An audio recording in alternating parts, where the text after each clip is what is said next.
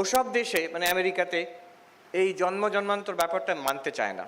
এইসব তোমাদের হিন্দুদের, শুধু হিন্দু নয়, ভারতীয়দের চিন্তা ভাবনা, হিন্দু, বৌদ্ধ, জৈন, শিখ, আমরা সবাই বিশ্বাস করি অনেক জন্ম পার করে আমরা এসেছি, আরও যদি মুক্তি লাভ না হয় আরও অনেক জন্ম আছে সামনে। ওখানে বলবে ওসব আমরা বিশ্বাস করি না, আমি এইটুকু দেখছি, এই আমার জীবনটা, এটাতে কি লাভ হবে আধ্যাত্মিকতা। তাই জন্য এই বেদান্তের কথা অন্য রকমভাবেও বলা হয়েছে, ওই জন্ম জন্মান্তর ওইসব না বলে বলা হচ্ছে আত্যন্তিক দুঃখ নিবৃত্তি পরমানন্দ প্রাপ্তিশ্চ, দুঃখ কষ্টের পারে কি করে যেতে পারি এবং আনন্দ লাভ, তৃপ্তি লাভ কি করে হতে পারে। এটা তো সবাই চায়, কে না চায় দুঃখর পারে যেতে, আমার দুঃখ কষ্ট না হোক, এটা কে না চায়, সবাই চাই আমরা। আমার আনন্দ হোক, তৃপ্তি হোক, এটা কে না চায়, আমরা সবাই চাই। এবার অধ্যাত্মপথ, স্পিরিচুয়ালিটি আমাদের এই আশ্বাস দিচ্ছে, এই হোপ দিচ্ছে যে ইট ইজ পসিবল, দুঃখের পারে যাওয়া ইটস পসিবল, পূর্ণ আনন্দ লাভ করা ইট ইজ পসিবল। এটা বিরাট ব্যাপার একটা। সাধারণত আমরা এটা বিশ্বাস করি না, বললেও বিশ্বাস করি না। আমরা ভাবি জীবনটা এইরকমই চলবে, একটু কষ্ট একটু ভালো মন্দে চলবে, বেশিরভাগটাই মন্দ একটু ভালো, এইভাবে চলবে। স্পিরিচুয়ালিটি বলছে না, যে কোনো আধ্যাত্মিক ট্র্যাডিশন, সত্যি সত্যি দুঃখের পারে যাওয়া যায়। Conquest of sorrow is possible in this very life, attainment of peace, of fulfilment is possible in this very life. এটা অধ্যাত্ম জীবনের promise, this is the promise of spirituality. তমেব বিদিত্বা অতি মৃত্যুমেতি নান্য পন্থা বিদ্যতে অয়নায়। একটা সত্তা আছে যাকে জানতে পারলে, যাকে প্রাপ্ত হলে, হ্যাঁ, এই মৃত্যুর পারে, দুঃখের পারে যাওয়া যায়, আর অন্য কোনো পথে হবে না, এই কথা বলছে। This is promise of spiritual life. ভগবান বুদ্ধ তিনি তো বলেছেন যে আমরা ছোটবেলা থেকে মুখস্থ করে এসেছি 4টে আর্য সত্য। প্রথম আর্য সত্য কি? দুঃখ আছে। আমরা বলি হ্যাঁ জানি বাবা দুঃখ আছে, আমারও অনেক দুঃখ আছে, কিন্তু দ্বিতীয়, দুঃখের একটা কারণ আছে। কারণটা কি? তৃষ্ণা, ডিজায়ার। আর দুঃখর থেকে নিবৃত্তি আছে, দুঃখের পারে যাওয়া যায়, সেটার নাম কি? নির্বাণ। আর তার একটা উপায় আছে, সেটা হচ্ছে অষ্টাঙ্গ মার্গ। এটা ভগবান বুদ্ধ বলে গেছেন। একজন সর্বদর্শন সংগ্রহে মাধবাচার্য বলছেন, চিকিৎসকা নাম ইবা, ডাক্তাররা যেমন করেন, ভগবান মানে এই যে আধ্যাত্মিক পথ কিন্তু ঠিক ওই রকম। একটা সিমটম আছে, বলেন কি কষ্ট তোমার? সিমটম। এটা এই ডিজিজটা কি, কজটা কি?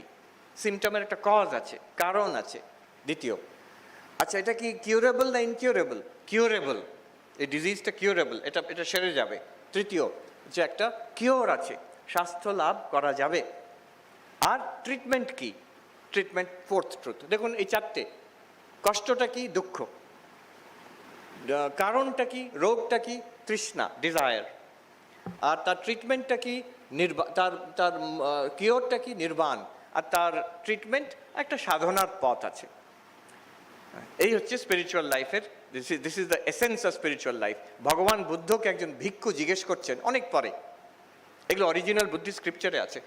একজন ভিক্ষু জিজ্ঞেস করছেন, আচ্ছা আপনি যে সেই বলেছিলেন দুঃখ আছে, দুঃখের পারে যাওয়া যায়, আপনি বলছেন দুঃখ মানে, আমরা সেই গল্প জানি সিদ্ধার্থ কিভাবে বুদ্ধ হলো।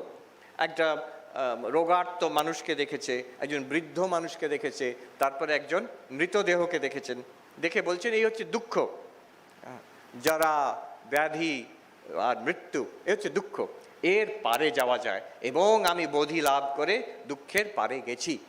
আপনি বলেছিলেন না? বলছে হ্যাঁ, কিন্তু আমরা তো বয়স হচ্ছে, সবাইকারই বয়স হচ্ছে, আপনারও তো বয়স হচ্ছে, আর রোগ জ্বালা তো লেগেই আছে। সে কোভিড টোভিড না হোক, তখনও কিছু ছিল একটা। আমাদের শরীর খারাপ হয়, আপনারও তো শরীর খারাপ হচ্ছে, আর বোঝাই যাচ্ছে আমরাও তো কেউ মারা যাচ্ছি, একদিন আপনারও তো শরীর যাবে।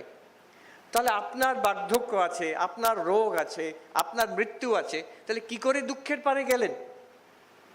বুঝতে পারছেন প্রশ্নটা? ভগবান বুদ্ধ বলছেন আমি দুঃখের পারে গেছি। বলছি কী করে দুঃখের পারে গেলেন? আপনার তো এইসব চলছে, তাহলে দুঃখ তো আপনি দুঃখের পারে যেতে পারলেন না। তখন ভগবান বুদ্ধ বলছেন যে আধ্যাত্মিকতা আসলে মানেটা কি, কি করতে পারে। যে একটা মানুষ তীর বিদ্ধ হয়েছে, ভাবুন তার কত কষ্ট, তার ঠিক তারপরে আরেকটা তীর তার গায়ে লাগলো, কি কষ্ট তার। আচ্ছা, প্রথম তীরটা হচ্ছে যে সংসার থেকে যা আমাদের আঘাত আসছে, বয়স বাড়ছে, মানুষ দুর্ব্যবহার করছে, অনিশ্চয়, অ্যাংজাইটি, রোগ হচ্ছে, আর মৃত্যু তো আছেই। এটা হচ্ছে প্রথম তীর, দ্য ফার্স্ট অ্যারো। দ্বিতীয়টা কি? দ্বিতীয়টা হচ্ছে এর ভেতর থেকে আমাদের যা রিয়াকশন হচ্ছে, আমার মনের মধ্যে যা রিয়াকশন হচ্ছে, এটা দ্বিতীয় অ্যারো, দ্বিতীয় তীর। ভগবান বুদ্ধ বলছেন মানুষ আসলে কষ্ট পায় ওই দ্বিতীয়টাতে। এটা ঠিক কথা, একই রোগ দুজন পেশেন্ট দুরকম রিয়াকশন হয়, ডাক্তারবাবু ভালো করে জানেন, সব ডাক্তাররা জানেন। একজন ভেঙে পড়ে, একজন ওটাকে মানিয়ে নেয়। তার মানে আসল কষ্টটা কিন্তু রোগের থেকে নয়, আসল কষ্টটা মনের মধ্যে। ভগবান বুদ্ধ বলছেন এই যে মনের মধ্যে যে কষ্ট, এইটাকে আমি যা শেখাচ্ছি আধ্যাত্মিকতা এটা সরিয়ে দিতে পারে। প্রথম যে বয়স হচ্ছে, দুঃখ কষ্ট আছে, রোগ হচ্ছে, এগুলোকে আধ্যাত্মিকতা সরাতে পারেন না। যে কোনো সাধক, সে অবতার পুরুষ হোক, কৃষ্ণ, রাম, বুদ্ধ, রামকৃষ্ণ, যেই হোক, যিশু, তাদের সবাইকার শরীর গেছে একদিন, রোগ হয়েছে, ঠাকুরের ক্যান্সারও হয়েছে। আধ্যাত্মিকতা যদি ওটাকে সারিয়ে দিতে পারত তাহলে এটা তা হতো না তো। First arrow cannot be handled by spirituality, এটা হবেই হবে, এটা সংসারের ধর্ম। কৃষ্ণ অর্জুনকে প্রথমেই বলে দিচ্ছেন তান তিতিক্ষস্ব ভারত, যা আসবে সংসারে এটা কি করব, এই গরম হচ্ছে, শীত করছে, কোভিড হয়েছে, এটা কি করব? শ্রীকৃষ্ণের আনসার কিছুই করার নেই, সহ্য করো, তান তিতিক্ষস্ব ভারত। কিন্তু কি করে সহ্য করব, তাকে হাউ ক্যান আই ওভারকাম ইট, তা সেই শিক্ষাটা হচ্ছে সম্পূর্ণ ভগবদ্গীতা, সম্পূর্ণ বুদ্ধের বাণী, সব কিছু, ঠাকুরের কথাও সেটা। একটা এমন জিনিস পাবো যে পরিপ্রেক্ষিতে, যে পার্সপেক্টিভ থেকে দুঃখটার কিছুই মনে হবে না। আমার চিরকাল একটা এমন তৃপ্তি থাকবে, মা বলছেন যেন হৃদয়তে আনন্দের ঘট বসিয়ে দিয়ে গেছে। দুঃখ কি জানি নে বাবা, I don't know what is সরো। কে বলছেন? শ্রী শ্রী মা, যার সারা জীবনটা একটা সংগ্রামের মধ্যে দিয়ে গেছে। একটা এমন আনন্দ পেয়েছি যেটার জন্য আর বাইরের কোনো কিছু আমার কিছুই মনে হয় না। একটি কথা আমি বললাম এই অদ্বৈতাশ্রমে, আজকাল সব ভাইরাল হয়ে যায় বলছেন, অনেকে বলছে মহারাজ ওই কথাটা আপনি বলেছেন, এটা আমাদের কাছে হোয়াটসঅ্যাপে এসেছে। হ্যাঁ, সেই কথাটা আমাকে একজন সাধু বললেন যে পূজনীয় স্বামী মুমুক্ষানন্দজি মহারাজের শরীর যাওয়ার কিছুদিন আগে উনি হুইল চেয়ার করে যাচ্ছেন, ওই বেলুড় মঠে নিয়ে যাওয়া হচ্ছে।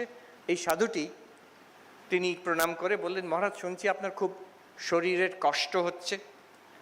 মুমুক্ষানন্দজি মহারাজ বললেন, কে বলেছে তোমার আমার কষ্ট হচ্ছে? ভগবান কখনো ভক্তকে কষ্ট দেন না।